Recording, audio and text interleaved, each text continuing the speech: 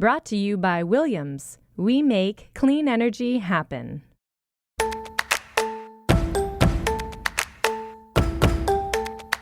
I'm Josh Christensen. And I'm David Salazar, filling in for Yaz. And this is Most Innovative Companies. On today's episode, Fast Company senior writer Ainsley Harris. When you apply 3% to trillions of dollars, it adds up really fast. SharkNinja CEO Mark Barrocas. When we go into a category, we have to answer the question, why does the world need us? And as always, keeping tabs. I've gone back into baseball. I'm back on board. I love it. But first, here's the download. The news you need to know this week in the world of business and innovation. This past Friday, after much debate among lawmakers, President Trump signed his so-called One Big Beautiful Bill into law. The bill contains about $4.5 trillion in tax cuts. This includes new temporary deductions for tips and overtime, which is something that Trump campaigned on. But the vast majority of those cuts come from making the 2017 tax breaks for corporations and wealthy individuals permanent. To pay for at least part of these cuts, the bill slashes funding for Medicaid and SNAP benefits. The nonpartisan Congressional Budget Office estimates that the cuts could cause as many as 12 million Americans to lose health insurance, and about 3 million could lose food stamp benefits. In addition to the tax cuts and entitlement cuts, the bill allocates $350 billion for immigration and border enforcement, including funds for 10,000 new ICE agents, migrant detention facilities, and the border wall. In total, the bill is projected to add about $3.3 trillion to the federal deficit. And that's about as much as we can summarize of a 900-page bill that most senators haven't read. Next story. Oh, David, I'm so sorry to do this again. What? We got to talk about tariffs. Ugh. It's back, baby. No. Back with a vengeance. I feel like tariffs are... I just saw the new Final Destination movie. Where's Does this track going? For you? I'll allow it, You but you're can't on get watch rid of it. counselor. You can't cheat death, and you can't cheat tariff news stories in this newscast. Honestly, No. I feel like I'm living in a production of Waiting for Godot with these tariff stories. Anyways, the 90-day pause on the, quote, Liberation Day tariffs ended this past Wednesday, and Trump began sending letters to countries informing them of the tariffs that will be imposed on them. He started with 14 countries on Monday, including South Korea and Japan, which are two of the larger countries that we trade with. There were also some pretty random countries in this first batch, and then the second batch of 6 countries.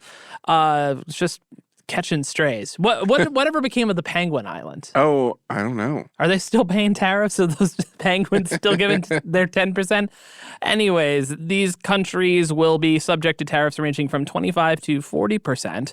And then there were 6 additional countries, as I mentioned, that were announced Wednesday, and possibly additional countries announced between the time of recording this and you listening to this. We're not updating this news story. If there's something new that happens, go to fastcompany.com. Sorry, I mean, is there any sort of rhyme or reason to No, this? Okay. I don't know. Who knows? They're going to get delayed again. I can't. We do this news story every time, and they keep getting delayed. Maybe it'll be delayed, and they'll be moved up to 15% or lowered to this. Who knows? Who knows what's going to happen? President deals, baby. President deals. President deals. 90 deals in 90 days, and we have maybe two, Vietnam and England. And I don't even know if those are finished or if those are more like concepts of a plan. We'll get there. Covfefe. I don't know. Oh, my God.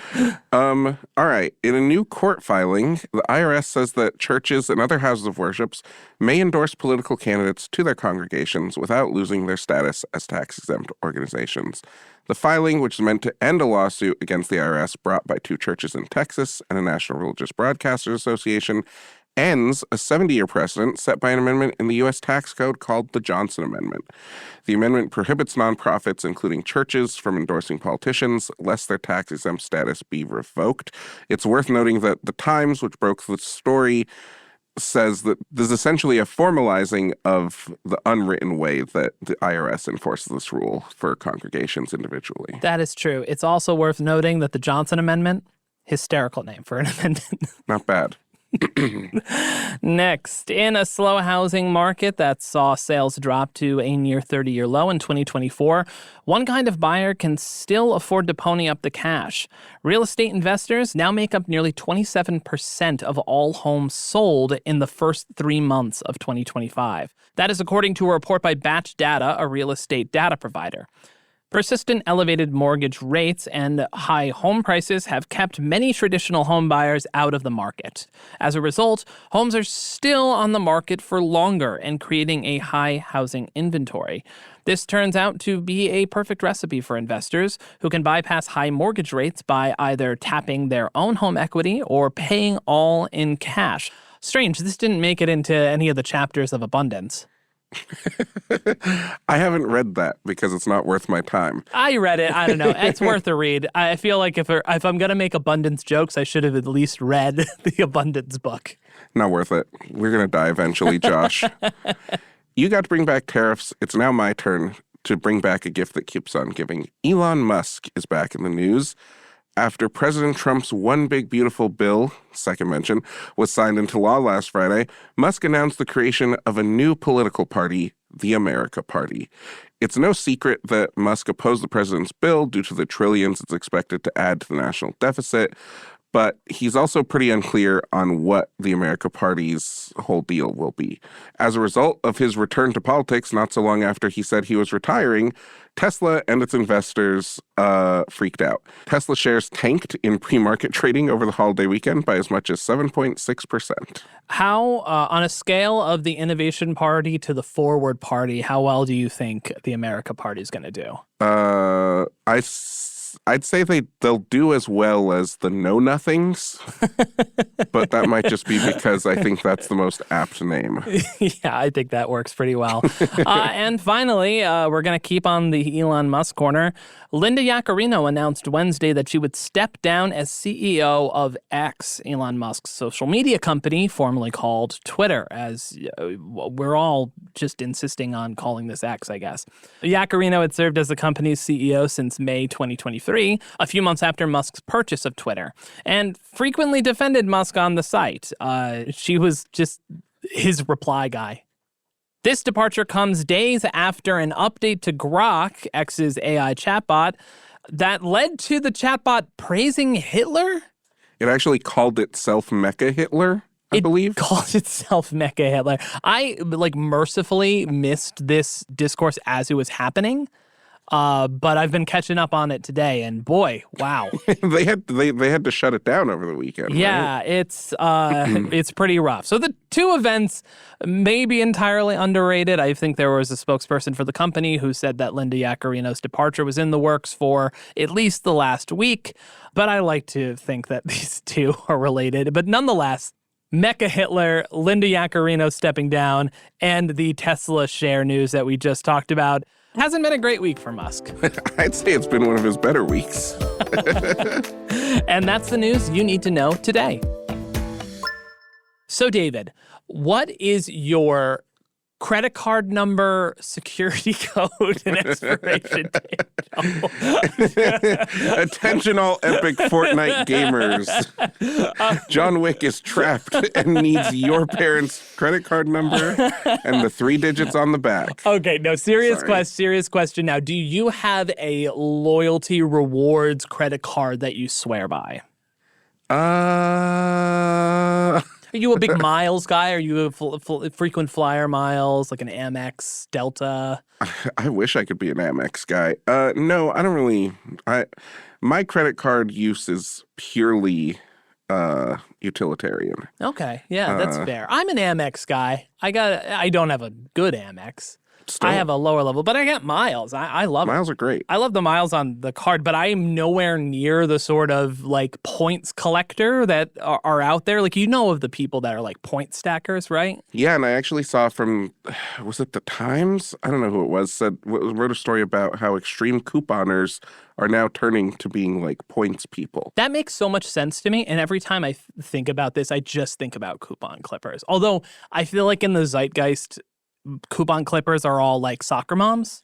Yeah, or teens. I know someone, a friend of mine, was into extreme couponing when he was a teen because he got to help with the grocery shopping and they had to make their money stretch.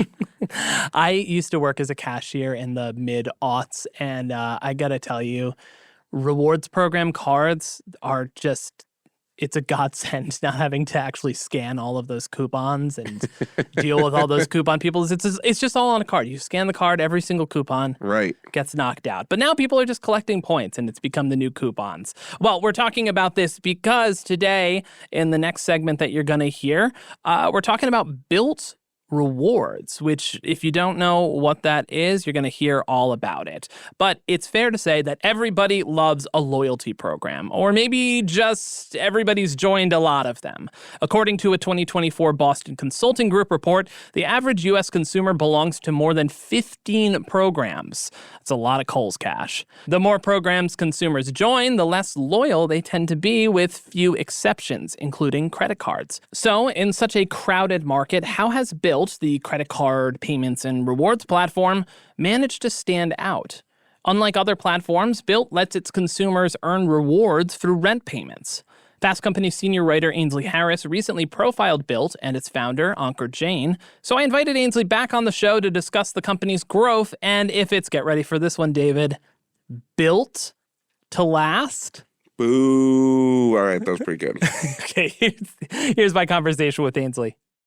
Hi, everybody. I'm jumping back in here from the future just to note that we had some breaking news that affects Bilt and some of the conversation that I had with Ainsley Harris that you're about to hear. So today, the news broke that Wells Fargo is officially exiting the agreement it had with Bilt. Per the Wall Street Journal, the agreement was a money pit. Ainsley and I talk about this and the Wells Fargo deal and the speculation that Wells Fargo could be exiting this and that Bilt could be looking for a new partner on their credit card, but it hadn't been made official until after we recorded that. So know that going into the conversation, we do talk about the Wells Fargo relationship. That is now official that they will be parting ways, so just know that going in. We also had another bit of news that I just want to inform you of. For some more context on Bilt, the company also announced that it had raised $250 million in funding from investors, including General Catalyst, and their valuation now is $10.75 billion. All right? I think that's all the context you need to know. Now here is my conversation with Ainsley Harris. Hey, Ainsley, welcome back to the show. Hey, Josh, great to be here. You're stuck with me. Yaz is out sick again, so it's just us. Well, I hope we don't get into too much trouble while she's gone. So before we get into the company itself, can you tell me about Bilt's founder, Ankur Jain? Am I saying that right? Ankur Jain? Ankur Jain, yeah. Ankur is a really interesting character kind of in the startup world. I think in some ways he's very well known. He has been kind of at the center of a lot of entrepreneurial activity, particularly around social entrepreneurship in New York for quite some time. He started when he was in college, an organization, sort of a membership society called Kairos, for people who are interested in entrepreneurship. And he kind of continued to be someone who sort of did convenings of entrepreneurs and executives into his 20s. And yeah, he's a very charismatic guy who clearly also has a lot of ambition. I think both Inc. and Fast Company have covered him pretty extensively over the years. But what's sort of interesting is at this moment, he seems to have really, after, trying a bunch of different ideas himself, in addition to all these sort of convenings and events that he used to host, he finally has hit on what seems like a really powerful idea, which is this idea of connecting rewards to rent payments. And yeah, that's sort of what he's focused on right now with this company Bilt that he founded in 2019. And his father was a pretty famous entrepreneur as well. Came out of Microsoft. Can you tell me a little bit about Naveen Jain? Yeah, his father was a Microsoft executive who left to start a company that became successful in that first kind of dot-com boom, went public, made the Jain family billions of dollars. And that's where, Ankur has sort of these resources to draw on that he used to start this society, I believe, and that have kind of played a role, I think, in what he's been able to do himself as an entrepreneur as well. You sort of described him in the piece as the ultimate insider, which is Ankur, yes, yeah. Just paid dividends. Yeah, he is one of the best connected people I've probably ever met. It's hard for anyone to get time with Roger Goodell, commissioner of the NFL, let alone have him as an advisor to your businesses. And you can go down the list. And Ankur's Rolodex is really powerful. And what's interesting is that that's very much by design. He really looked at his father's journey, this, entrepreneur who kind of came from nothing, was born in India, and, was able to build a network as he was growing his own business during that kind of dot-com era. But I think didn't maybe through whether it's, an MBA or some of the sort of traditional ways that people build up a broader network, maybe didn't have some of the connections that Ankur started to sort of believe, particularly when he was in college, would be sort of crucial for his own success. And so, I think he's been very strategic throughout his career about sort of cultivating relationships. And he really values, I think, the advice and mentorship of some of these senior leaders who are, sort of in his corner. And some of them have now, been advisors to Bilt and I think help him refine the idea for this rewards program. And also, I think have helped him connect him with powerful investors like Ken Chenault, who's now the chairman of Bilt's board. He's used to be the CEO of American Express, obviously a very powerful credit card and rewards company. And he's now helping sort of shepherd Bilt's journey. So I don't know if there's a lesson for the rest of us to draw from all of this, but, I think he deserves credit for being very strategic about the power of a network to help. He's, I think, given back through his own actions, helping other entrepreneurs, but it also has certainly benefited him and Bilt. Honestly, I see ads for Bilt everywhere at this point. It's all over the place. But for those who may not know, what is Bilt and what is their model? Yeah, people may have heard of Bilt when it first launched, or they may have heard of more recently. And if you heard about it when it first launched, it launched really as a credit card tied to rent payments, where you could get rewards points for paying rent. And, the idea was very much to appeal to that kind of like points and miles, aspirational, professional travel crowd that I think, are probably familiar with people like Brian Kelly, who's the points guy, who also happens to be a Bilt investor and advisor. So, I think the idea was to sort of capture the attention of folks like that who really try to maximize their points. And Bilt did that very successfully. Within the first 18 months of launching this credit card, which it did with a lot of fanfare, it had over 1 million people who had activated their membership. And that's for, credit cards are a big business. They're also a very expensive business in terms of, your marketing budget. And to be able to sort of achieve a number like that coming out of essentially nowhere, I think really caught people's attention. But, as Ankur would tell you, that really was sort of the stepping stone to this bigger idea around rent and rewards. So the credit card now is a smaller piece of the business. It's also not a very sustainable piece of the business in its current form. So those things do kind of go together, I think. But the idea now is to work with landlords to offer these rewards for paying rent on time. And for landlords, that's a very attractive idea. I think most landlords don't really have the capacity to build a rewards platform themselves. It takes a lot of work to sort of put all these different pieces together. And, I think for landlords, they want people to renew their leases early. They want people to pay on time. They want people to feel connected to the building and be a good tenant. And Bilt can essentially use sort of dangle rewards in front of people as an incentive to sort of encourage those behaviors. Landlords already spend hundreds of millions of dollars on rent incentives, a month of free rent, and, that if you sign and renew early, things like that. And Bilt has found a way to sort of insert itself into that while at the same time processing rent payments, while at the same time kind of building this broader rewards platform for neighborhoods that's mostly at this point appeal to renters, but I think down the road they hope to sort of expand into mortgages and other forms of housing as well. How widespread is Bilt? Like how many renters are using this or people in general? I guess property managers as well. Yeah, they're currently processing $50 billion worth of rent payments each year, which is a pretty remarkable number and a significant portion of the rent market. So they have really grown a lot. And a lot of that is through these large landlords, people who manage many large properties, mostly in larger cities. And I think they have around 5 million members. So that includes, people who have both independently signed up for Bilt because they want the rewards credit card or they want to sort of use the platform. But it also includes people who are now sort of by default opted into Bilt by nature of the fact that their landlord has a partnership with them for the payment processing piece of the platform. Why rent? Why did Ankur focus in so narrowly on rent, at least at the start? Yeah, I think one, it's like this untapped piece of payments, essentially. So if you think about the payments industry, it's a really interesting industry in that the way we have it structured here in the US, there's this interchange fee that people pay when you use a credit card, right? It's that sort of 3% fee. Sometimes the consumer pays it, a lot of times the merchant pays it.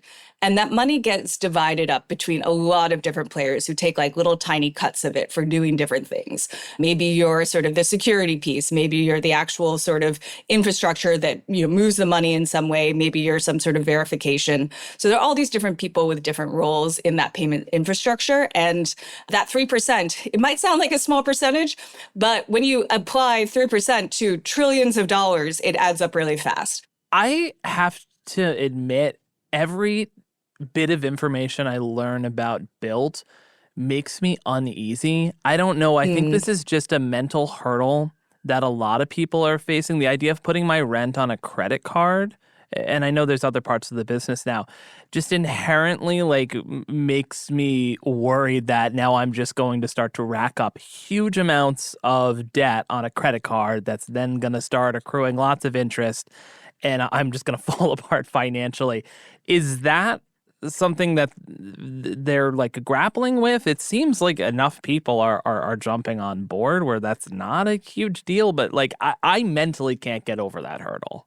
Yeah, I think one thing that they're doing is if you use the Bilt card or sometimes one of their partner cards, they might waive the fee. So that sort of, I think, changes a little bit for people. A lot of times, for a lot of people, you may have been able to pay with a credit card in the past, but it was not very attractive because a lot of times the landlords were dumping that 3% fee onto you because they didn't want to pay it, right? Because again, 3% adds up when we're talking about a denominator of billions of dollars. So, I think that is one thing that Bilt did in a very savvy way right from the outset was say, we're going to sort of, the way that they actually process the transaction, they sort of do it as a on us transaction. No one is paying that 3%. No one sort of needs to. And so, in theory, it feels a little bit more like a debit payment. But yes, you are putting that on a credit card, and that comes with some risk. And one thing that Bilt actually saw was that in a way, its earliest adopters were too savvy about that risk. They were paying off the card very much on time and not really carrying a balance.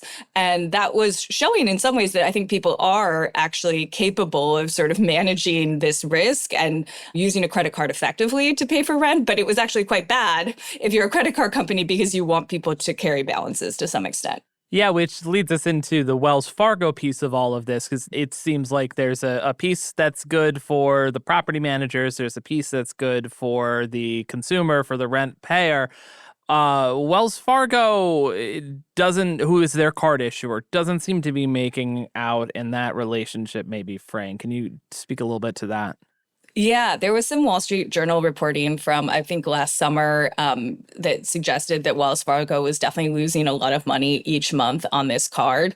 To some extent, that is to be expected with a new card. When Chase launches a card like the Sapphire Reserve, they're just dumping money on the marketing of a card like that. So, I don't think people expect to break even on day one with a credit card. So in some ways, the reporting was not particularly surprising. I think what was interesting was that the way that they were losing money was not necessarily they weren't marketing this, right?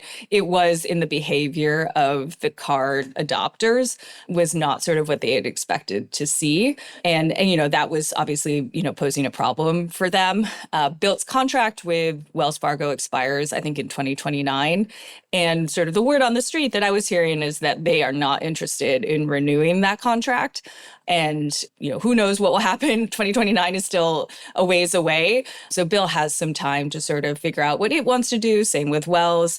But Ankur has sort of made very clear and makes very clear in the piece that he does not see the credit card as a significant portion of the business going forward. I think he thinks they don't really need it in the same way they did to kind of get that buzz at the beginning. And, the platform at this point is, in terms of like what they are focused on building from a product perspective, it's very much tools for landlords and also local merchants. So, I think that's very much their focus. The credit card, I think in his mind, will someday become a more sort of traditional rewards card, where if you think about like other companies that have sort of like a house card, like a retailer or something like that, it tends to be for people who are sort of the power users, right? Yeah. Where you're sort of cultivating a deeper relationship with them by giving them this other opportunity to engage with you or earn rewards for existing behaviors. I think they're trying to move in that direction, but it is probably going to be a little bit of a painful evolution as they sort of figure out what to do with the card. As you mentioned in your piece, every individual component of Bilt's business has been tried before, and the track record is mixed, if not outright failures in some cases. So what makes Bilt at least theoretically different? Yeah, it's a great point. One thing I found so fascinating is, whether you're talking about a rewards card or a sort of local rewards network for small businesses, or, what are the other pieces here? I think they're also, processing rent payments. It's also a digital wallet for consumers. So all these things, are businesses that, yes, people have definitely tried before, with some success. I think particularly things like the local sort of rewards network has a very mixed track record. Lots of sort of sad stories in that world. It's really hard to do. But Bilt somehow, by sort of bringing all these things together, seems to have found a way to make it work. And sort of the way that they conceptualize it is that you should love where you live, and that all of this sort of ties back to neighborhoods and neighborhood commerce. And since they know where you live, they can, offer you these really targeted deals based on, things that are around the corner, down the street, and they can really understand sort of who you are in maybe a way that other people can't. Plus, they have this sort of foundation of the rent payment processing. So, they already have this sort of relationship where they're engaging with you once a month already, which in a way where you sort of have to engage, right? You need to pay that rent. You're going to open that email. So, that has turned into like a very powerful thing for them. And the success of the platform in some ways does sort of depend on having all these pieces working together. And so that is like a hard challenge to continue to manage as you grow, to not let one thing sort of take over, I guess. Is there any rewards program? This seems like such a stupid question to be like, are people tired of getting free stuff? But you quoted a stat in your piece that said the average person has something like 29 rewards programs, which is honestly makes the streaming wars look like nonsense at this point. How is Ankur thinking about rewards programs fatigue or confusion?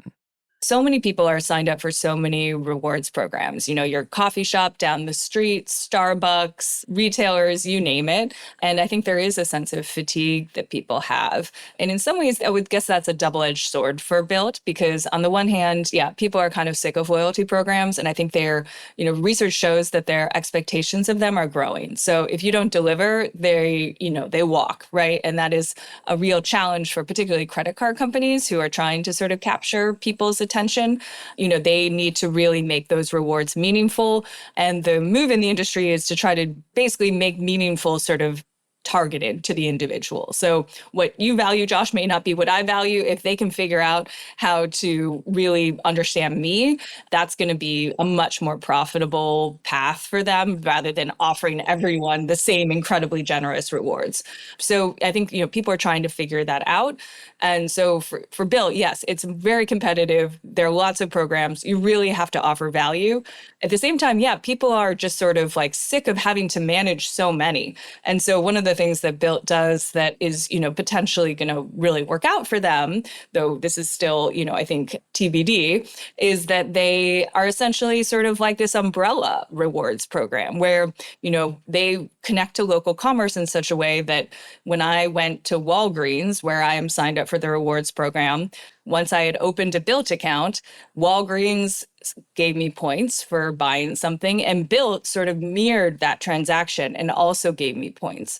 And so that's sort of what they're setting up is they become both this way for me to feel like I'm like connecting locally, but they're also sort of, and essentially allowing you to stack points, which is something that sort of points power users have long done and found ways to do. But Bilt is sort of enabling that in a way that is no work for me. And that is potentially powerful if they can really sort of figure out how to make people see the value of that. Your Walgreens purchases might be like $20 here or there. So for those points to be valuable, like you actually have to have a lot of spend tied to them. So I think they'll have to sort of figure out how to make all that work. But it is really interesting. I think people are sick of having a million apps, a million punch cards. Yeah. Like how much of this can you realistically manage? Probably not more than a handful. Yeah, I love this idea of like point stacking, and I just want to dive in more into like the point maximizers and like the sort of like point cultists overall, which was a funny, your lead anecdote in the story ended with this joke from a comedian, which it was what an odd company event to do with like a comedy show where someone called for what happened at the end of the comedy show. Before we go, I need to hear a little bit more about this comedy show that you went with Ankur Jain.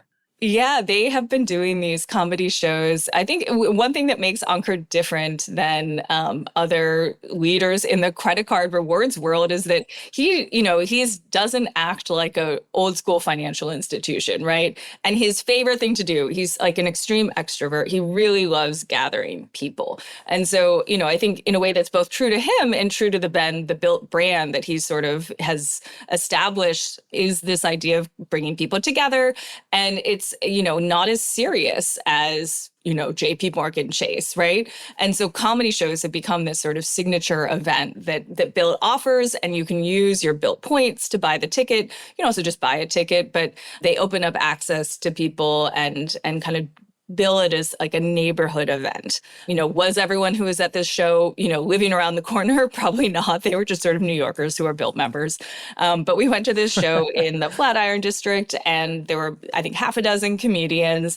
And the last one, essentially made fun of everyone in the room for being part of this weird points cult, and then suggested that we should all steal Ankur's money and just sort of quit the program because it'd be much more profitable to just take his millions of dollars and be done with it, which he handled very well, I thought.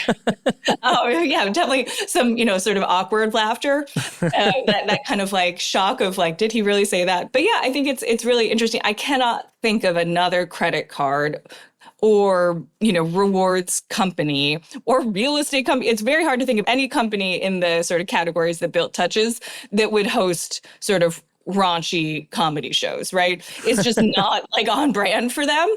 But for Bilt, who is targeting this kind of like cool urban professional, it's totally on brand. And, it'll be interesting to see sort of how they manage that as they grow. But yeah, it seems to people there were definitely engaged. And I can't remember the last time I like went to an event tied to my housing payments process. Right? So that's a victory in and of itself, I guess, that they can get people in the door. Last question. It seems like Bilt is very much in this honeymoon period, a lot of growth. Someone like Ken Chenault is all in on them, sees a lot of potential. He obviously knows what he's talking about from a credit card standpoint and a fintech standpoint. So I guess what's next for Bilt? Is this sustainable? I think what they're doing is definitely sustainable. I think it's going to be a question of sort of how they manage their growth in the real estate market.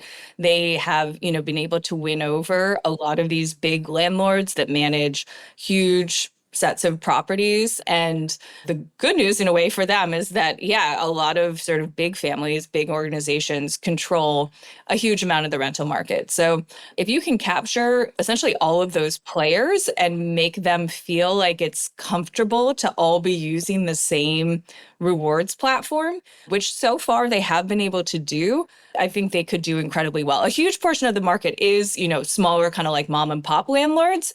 I don't know like how successful they'll be courting that type of landlord or whether it will make sense for them.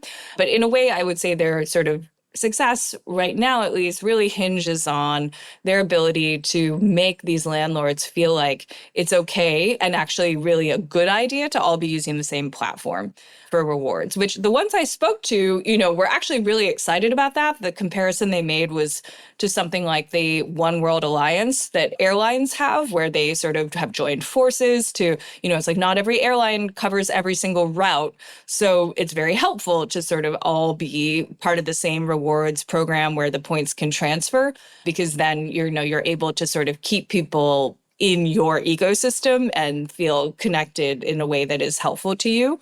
And I think landlords make the same comparison. It's like, well, we're not going to have a property on every single corner, just us. But if we can kind of keep people in the Bilt ecosystem and sort of feel connected to us at the same time, like that is hugely beneficial. The other piece of this, of course, is that rewards programs are in some cases worth more than the airlines themselves.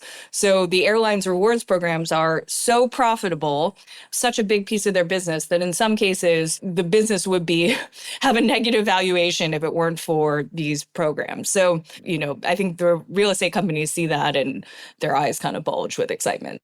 Well, if all else fails, at least Ankur can run a comedy club. We know that. Yeah, he has a future. All right. We'll be back with Ainsley for Keeping Tabs, but first a quick break followed by Yaz's interview with SharkNinja CEO Mark Barrocas. As affordable, reliable energy demand increases at historic rates, one company is uniquely positioned to accelerate America forward: Williams. We have 117 years of know-how in powering progress, and we're ready to power the next 100 years of innovation. Learn how our natural gas infrastructure is critical to the future of AI at williams.com.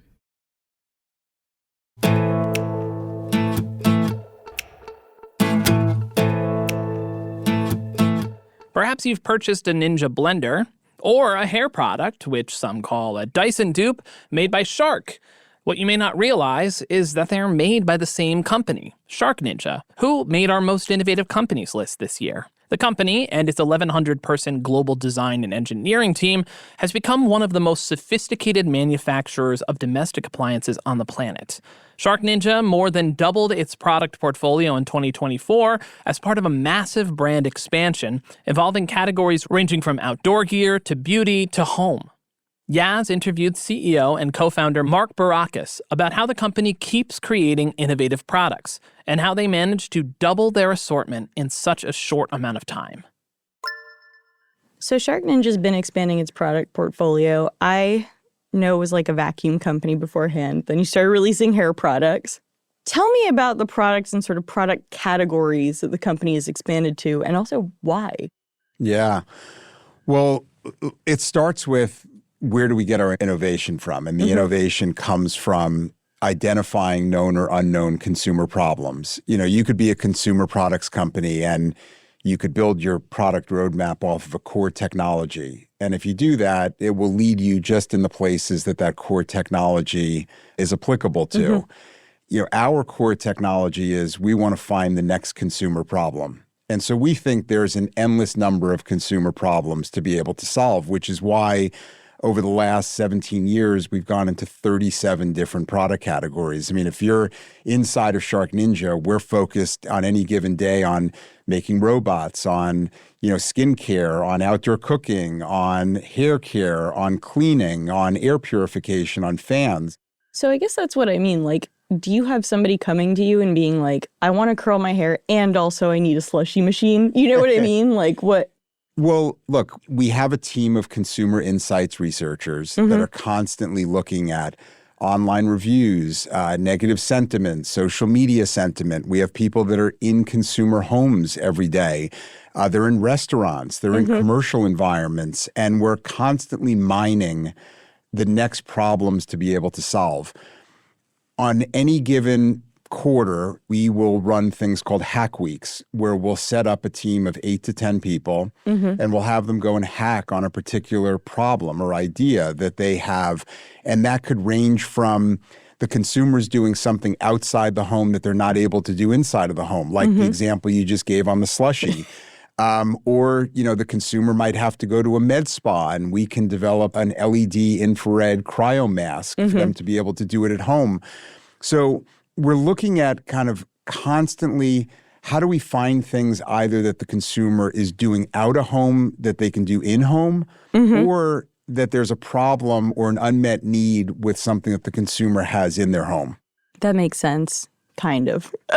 I read SharkNinja's planning on introducing 25 new products this year, which is wild. What does your product roadmap generally look like? Like, how long does it take, between having an idea to completion, putting it on the market? Yeah. So we launch, as you said, 25 new products a year, and that's not a new color or a new knob. I mean, that's a new ground-up product from scratch. We'll start with a pipeline of anywhere from 50 to 60 ideas, and we'll put those ideas into a funnel. And that funnel will eventually weed itself out, either because the technology might be something that we might not have right now. The product might be too expensive. The consumer might not be ready for it. It might be a need, but we've got to wait a few years for the consumer to understand the problem that they have. Can you give me an example? Yeah, I'll give you a great example. In New York here, they passed a law around composting. Folks have to compost. Yeah. And so that's a new thing for the majority of New Yorkers. And it's not something that exists really in lots of other areas of the country today. I mean, there's, a small amount of municipalities that might force you into composting. We think that as consumers start composting, there's going to be some real challenges. I mean, they're sitting there with a plastic little bin, and 6 days go by and their food scraps are going into there and they're having to wait for it and, smell and flies and all kinds of things. And our team got really motivated and excited about wanting to solve that problem. The challenge is that the problem is not yet well understood by the consumer. They're going to need to compost for a year.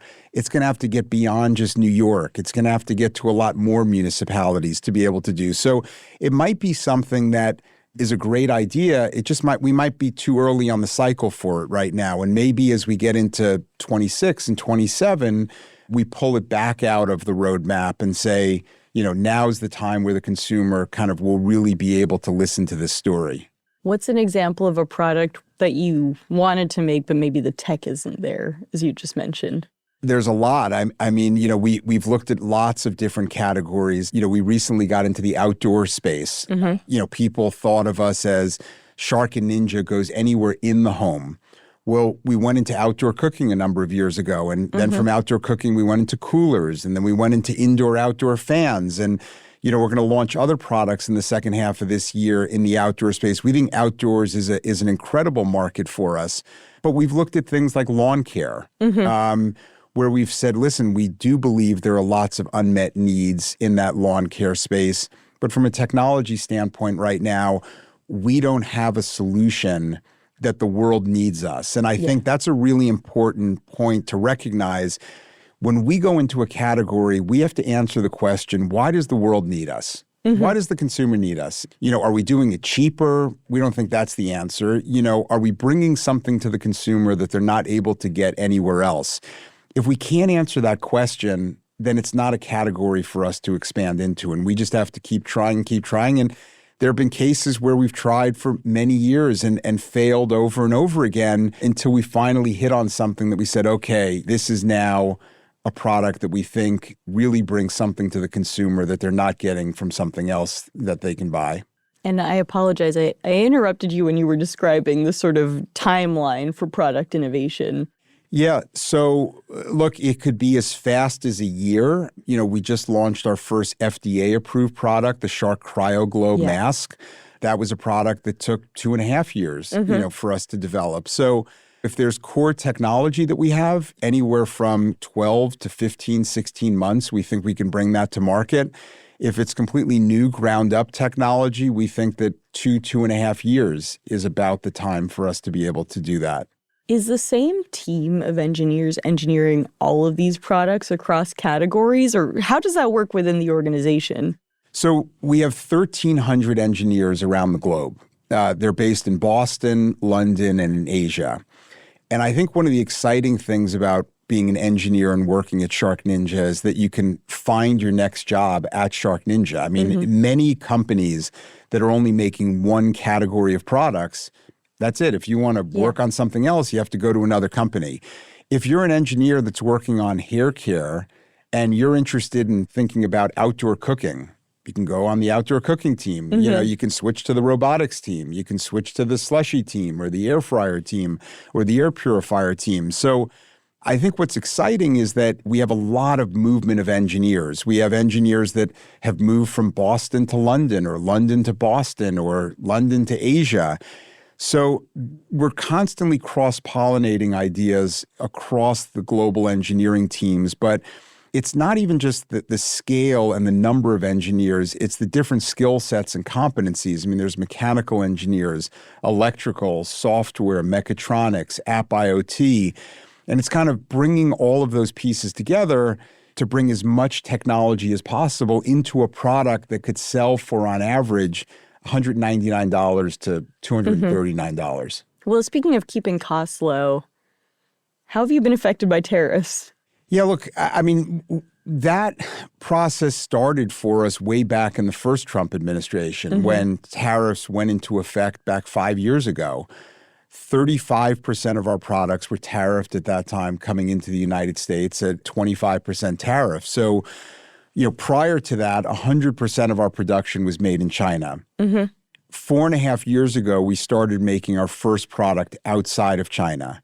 And by the end of Q2, Where are you making? So we've moved primarily to Southeast Asia, Vietnam, Thailand, Cambodia, Indonesia, Malaysia. Oh, Vietnam's getting hit with a or was. Who knows? I think everyone is. Yeah. So there really isn't any necessarily safe haven other than manufacturing the products in the United States. But 4.5 years ago is when we started making our first product outside of China. By the end of Q2, or by the end of this month, we'll be able to make nearly 90% of our production outside of China. By the end of the year, nearly 100% of our production outside of China. So has it had an impact? Of course it's had an impact, but I think that we've got a highly diversified supply chain. I think we've developed a really high quality, fast turn, low cost supply chain that's been a real competitive advantage for the business. Have you had to pass any costs on to consumers? We have had to pass some cost on to consumers. We've tried everything possible to keep that to an absolute minimum. So much of the way we think about our business is what we call affordable, accessible innovation.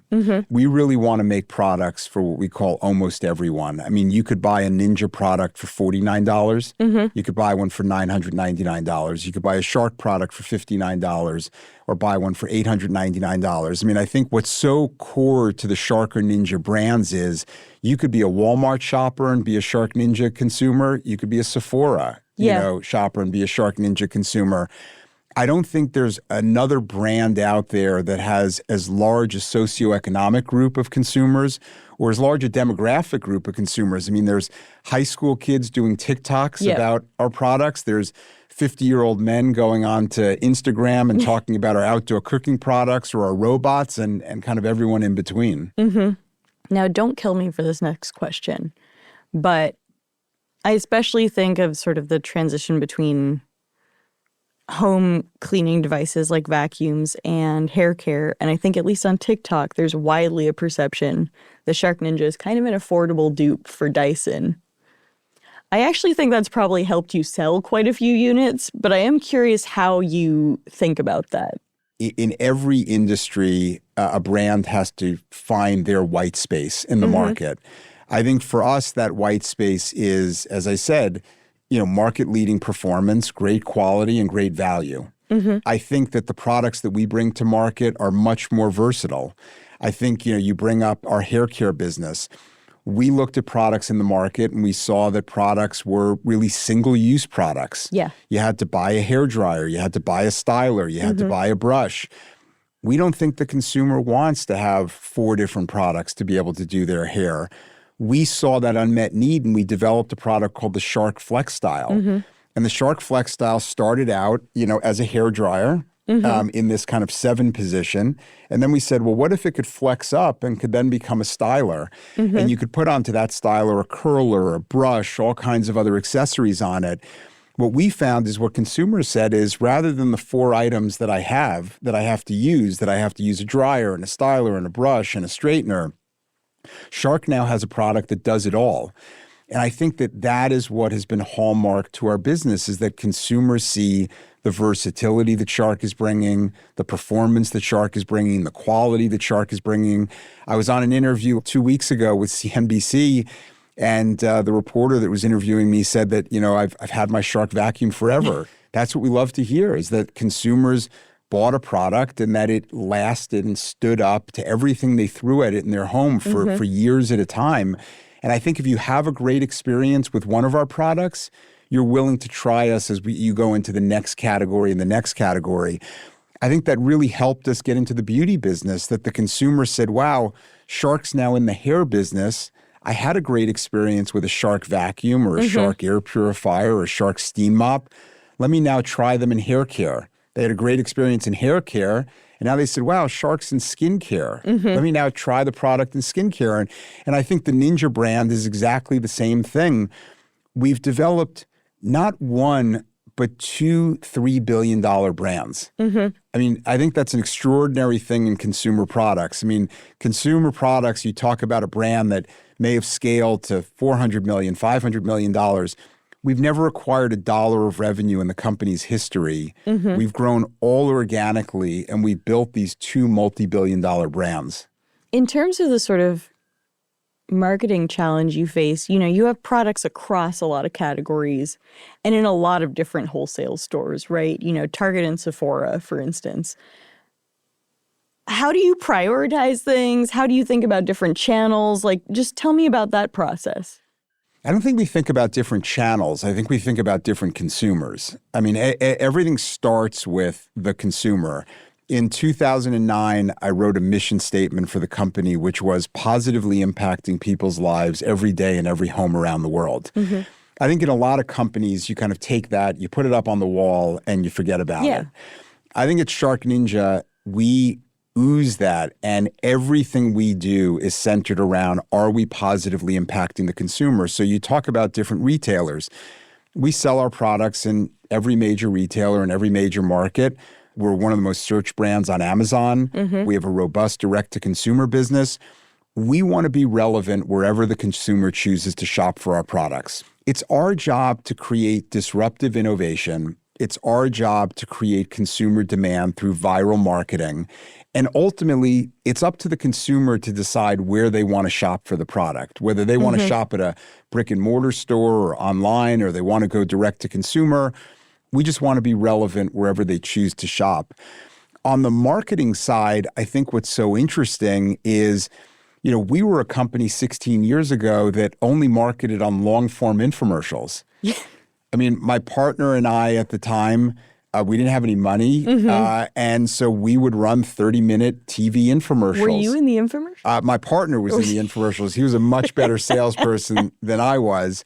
But, we would develop demonstrations, but it all comes from kind of understanding these unmet consumer needs. Well, the business keeps reinventing itself, and over time, you fast forward to today, we have 7 times more social media engagement than our nearest competitor. I mean, our products not only go viral on social media, but they generate a tremendous amount of user-generated content. I mean, we have a product you're probably familiar with, the Ninja Creamy.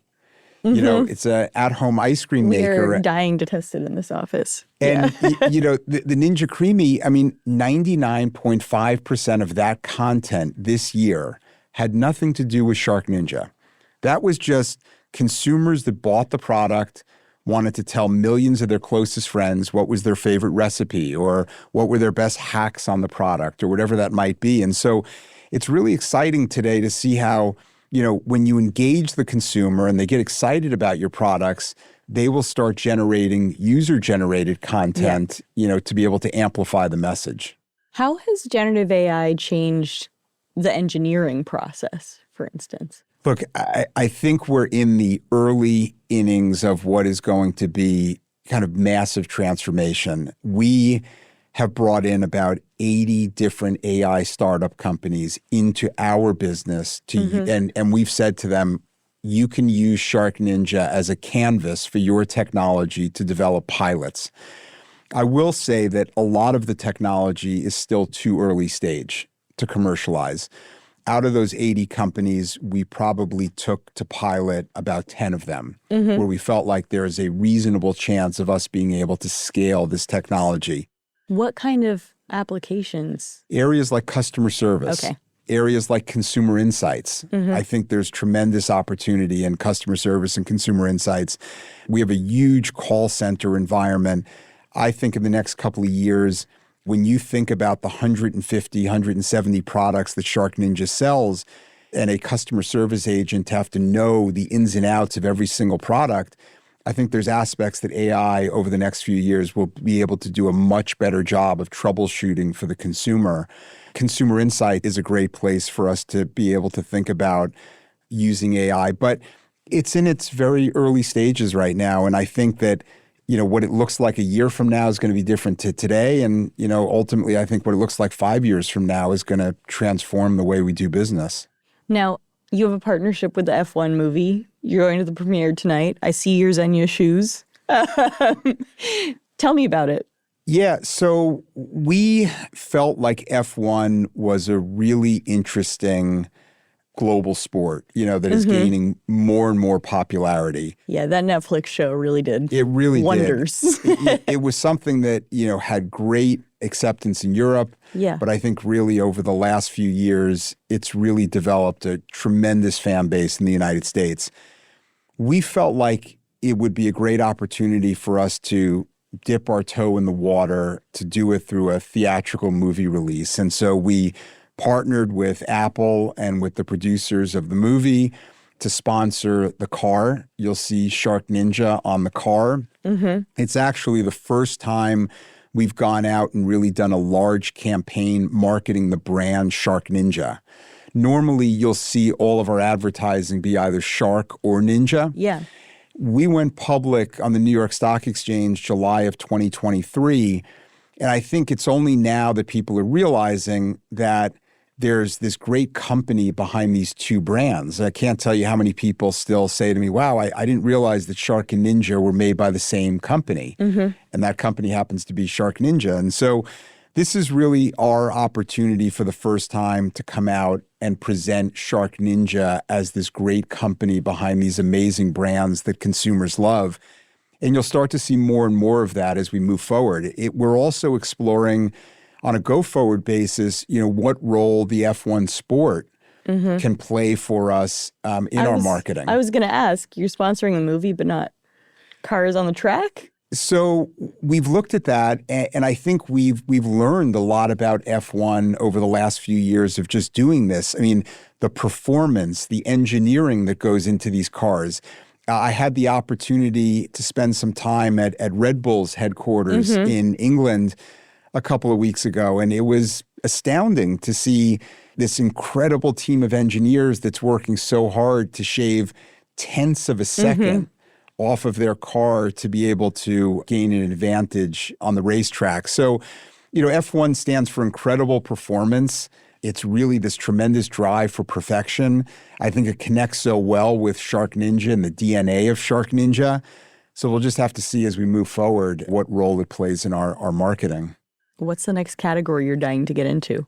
Wow, we've got so many ideas of new categories to enter into. I mean, the second half of this year in September, we'll be launching a new outdoor category that I think you'll sit there and say, wow, I didn't think Ninja would have gone into that category, but there's a real unmet need for it. There are so many more categories that there are consumer problems in. I can't give away all of those of what they are. You'll have to see. But I think we've publicly stated that we feel like we can enter 2 new product categories a year as we move forward. What kind of an impact has social media had on your sales compared to pre-social media? Well, look, if I go back 6 or 7 years ago, and let's say I ran a commercial on NBC at 9 o'clock at night, the only people that saw that commercial were the ones that were watching that show at 9 o'clock at night. Today, we can put a piece of content on social media and it has global reach. If you go into the comments section of a lot of our products that launch, what you'll read is, when is the product coming to Portugal? When is the product coming to Romania? When is the product coming to Brazil? I mean, it's amazing. I mean, social media has no borders. I mean, if you think about, we did an analysis of consumers around the world and how they ingest content. They're ingesting content in English in the Netherlands, in the Nordics, in the Middle East, in Poland. So if we put a piece of content out there on social media in the United States, that's being heard by consumers all around the world. So it's really helped fuel our global growth. Before we even launch a product in a particular market, there's already a pent-up demand for that. I mean, I gave you the example of the slushy products in Norway. I mean, that could have never happened 6 or 7 years ago unless we were doing dedicated advertising within Norway. But, Norwegian consumers are seeing our products on social media and they're waiting for them to get to their market. Well, this was great. Thank you so much for coming on the show. Appreciate it.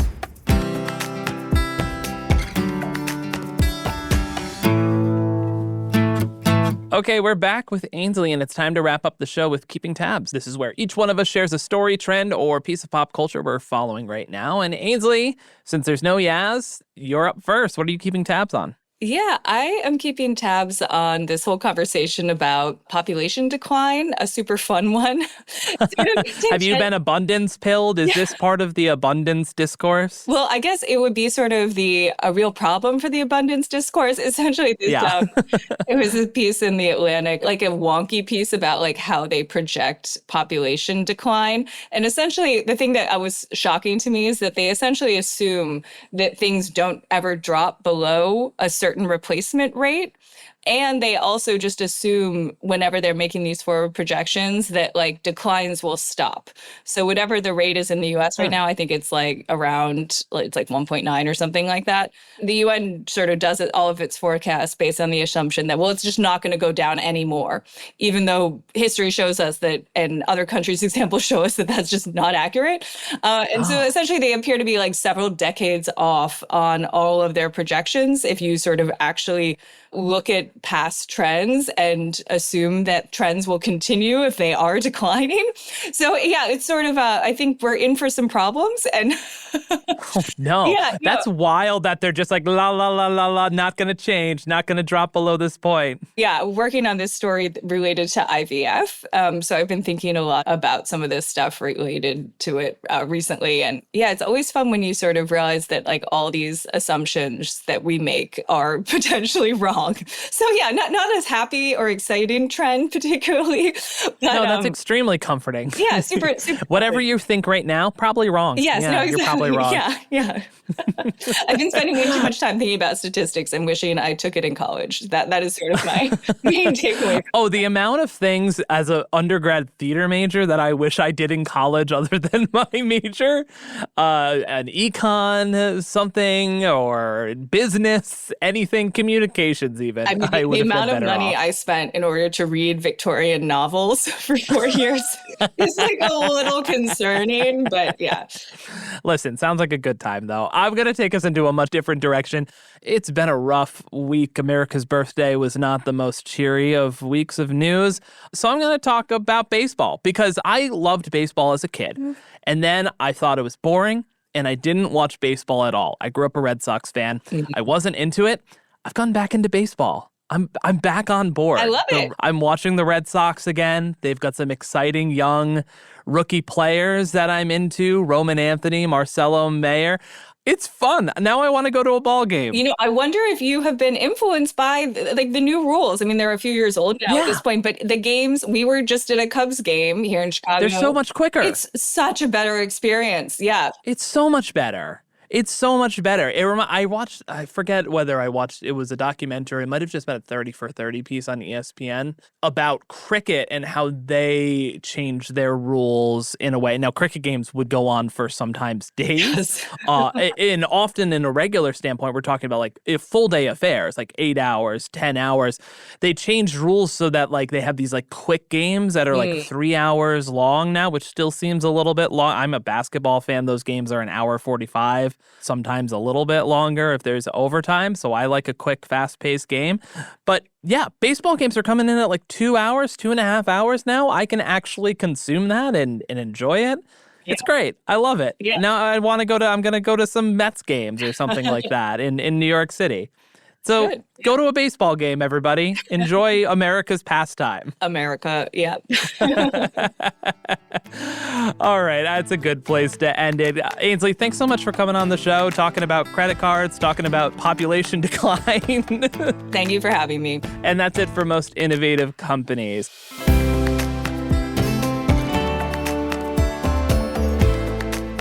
Our show is produced by Avery Miles and Blake Odom with help from Sam Gebauer and Hawa Atori. Editing by Matt Toder. Mix and sound design by Nicholas Torres, and our executive producer is myself. Remember again to subscribe, rate, and review, and we'll see you next week.